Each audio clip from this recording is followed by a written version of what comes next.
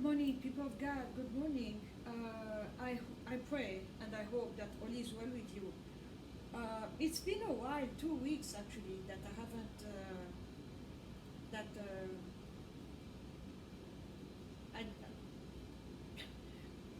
I was not able to do a video.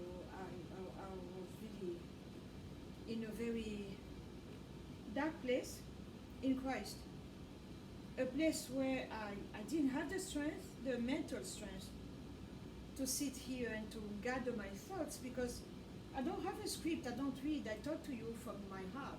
You know, these are revelations that the Holy Spirit gives me, and so I don't need to write them because they are in me, they are mine. And for the past 2 weeks,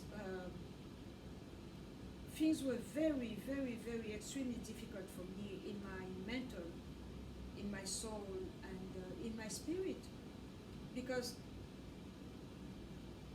I was seriously in a war zone, in a place where I've never been before. I've been serving the Lord for 17 years. I thought that I know what spiritual warfare was. And boy, was I wrong.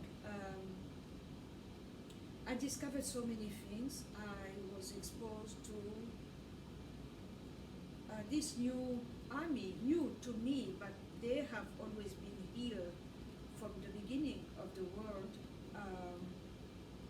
I'm talking about this group of people who are constantly fasting. They give their lives as a sacrifice. The same way a priest, someone who serves the true living God, God will ask to some of us not to have jobs. You cannot have a career. You cannot work, have a job and serve God. To some of us, you will allow to do that. You can be a doctor, but you're a pastor. You can be a businessman, but you're a pastor. And then to others, you can be a professional and just sow and support ministries. So you need to know where He wants you and what is the shoes that He has prepared for you, because we all have shoes, but they are different and they lead us in different paths. And I discovered this group of people. They were born female or male, whatever the gender that they have, because they come from families that have been doing this forever. They raise a child. Let's say you have a little girl.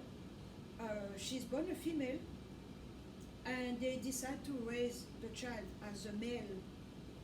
So that's a sacrifice. That's a fast, a kind of fasting that certain people are doing right now. We see them in the news, we see them in Hollywood, we see them in the music industry, and most of all, and more shocking, we see them in politics. We see them there. I saw this billionaire. If I say the first name, everybody will know who I'm talking about here in this country. As a matter of fact, he is known all over the world. He is a female. He was born a female, and he's not a human being. I've been exposed to biological children of Satan. So he, Satan, our enemy, the enemy, will come every so often and have intimate relations with women that he will pick in a. He doesn't pick them randomly. They are specific ladies, and they will impregnate them, and they will carry a pregnancy and produce babies, and those babies are here with us. And of course, they are well provided for because there is a structure around them that see to it that they don't lack of anything, because they are princes from the dark side. And I saw them. There are so many young and middle age, and then like past 70. We have them here, and they are the one making the world go round with their money, with the rules and regulations that they are forcing on people. And so I saw them. And then I also saw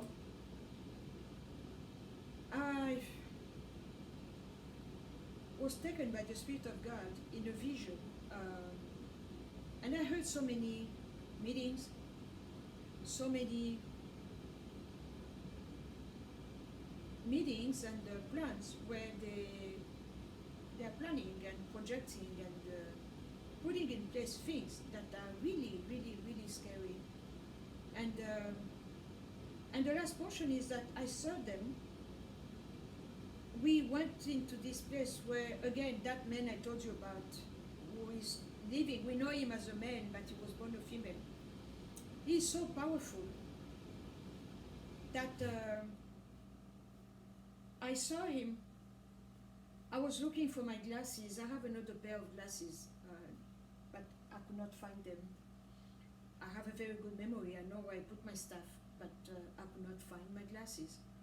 So I prayed about it, because I pray about everything, the good, the bad, and the ugly. I pray about everything because the Holy Spirit is such a big part, an important part, the main part of my life, and that's just how I do my thing. I pray for everything. You know, it's funny, even when I cannot, I'm not very good with parking, you know, backwards, but I pray for that too while I'm doing it. I'm like, Holy Spirit, help, help, help. He's very patient with me. But what I'm trying to say is that that person, I went in a place where I saw so many glasses, eyeglasses, many kind, for male, for female. And I was like, what's going on? And the Holy Spirit told me, he said, your glasses are here. This man is so powerful. I mean, this woman, now living as a man, he's so powerful that he's been stealing and cursing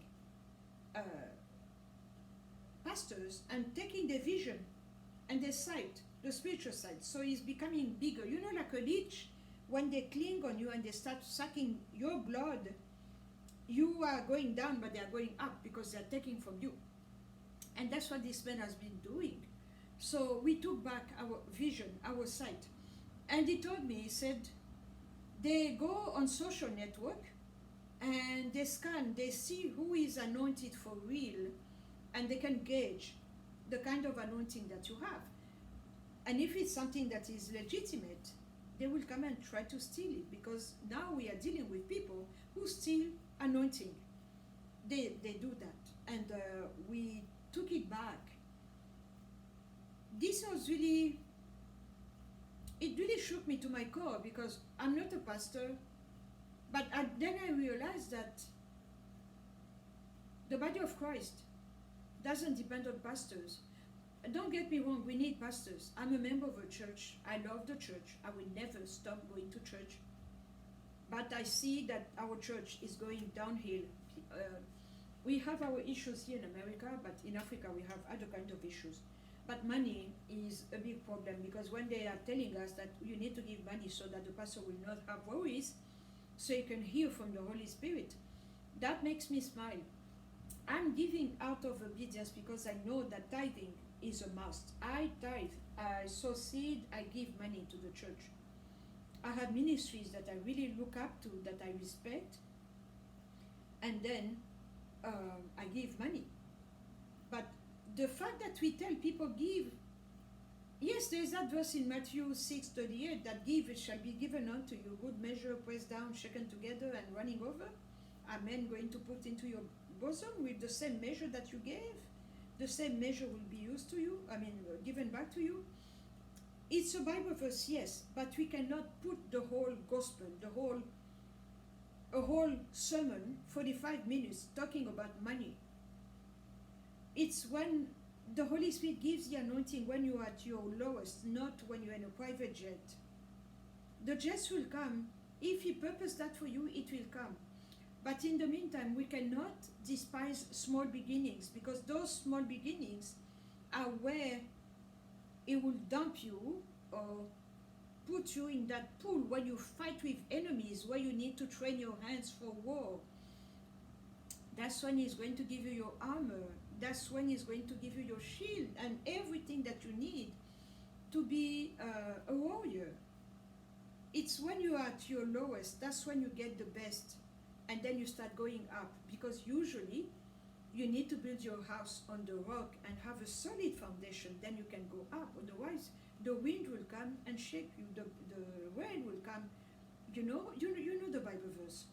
So I've been exposed to all that. I thought that I knew what was spiritual warfare. Um, and I saw new kind of enemies, those that I'm describing to you, an army of men who gave up their manhood.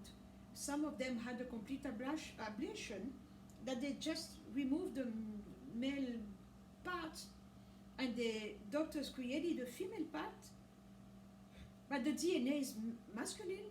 You cannot change or alter the DNA. And then you have others, they got implant, so they have a chest like women, and when they take off their clothes, you see that they still have the masculine apparel, so they are both. And those are the one that we find sexy and good looking in Hollywood. We look up to them, we say they are so sexy, they are so charismatic. They are charismatic because they are carrying two things, male and female together in one body. So it comes across like a power, and I've been exposed to them and I understand. So I'm just sad because I need to go back to the drawing board. The world that I thought that I knew, I discovered something else. So many people in Hollywood are lying. They are male, they were born male and they are reversal. So many musicians. And the reason being that they are forcing us to lust after that thing that is androgynous, that has two things. It's a power that is feminine and the power that is masculine. And then so many politicians are like that. So many businessmen and people of really, really like elite, like we say, la crème de la crème. You look at them and what we used to call charm is not charm, it's that weird power that they are projecting. That's where we are. That's what I discovered, and it really disturbed me because it was really ugly, but I had to go through it.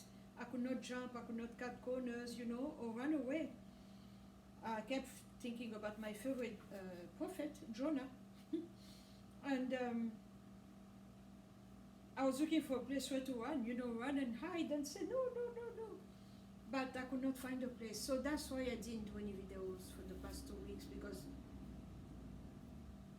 I don't know where we're going. God knows. I'm not scared. I was shaken, but I'm not scared because I know God. There is a God. I had to go back to what I know. There is a God, and He is alive, and He takes care of His people. That's where I am, and that's what I wanted to share with you. That's the reason why I was silent for 2 weeks. I didn't want to come across like someone who is well, let's say that I was in a Christian prophetic depression. All prophets go through something like that, and some of us you carry it in your body, the disease, you feel sick. I was sick. I still am sick. Weird things happen to me, and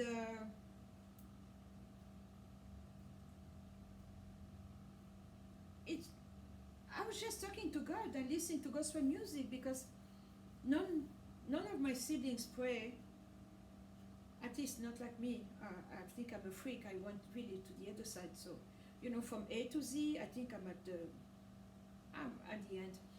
So it's, I was going between, I need sympathy, but who can give it to me? I need this, but who can, so I was listening to gospel music.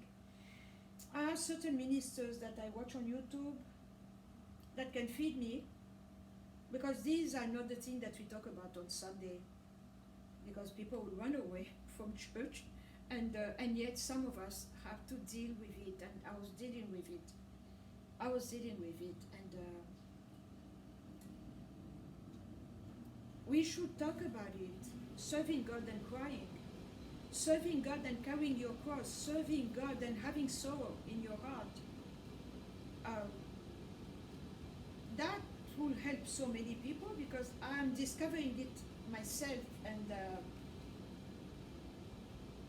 and you keep wondering, is it Satan or is it God? But no, I know it's God.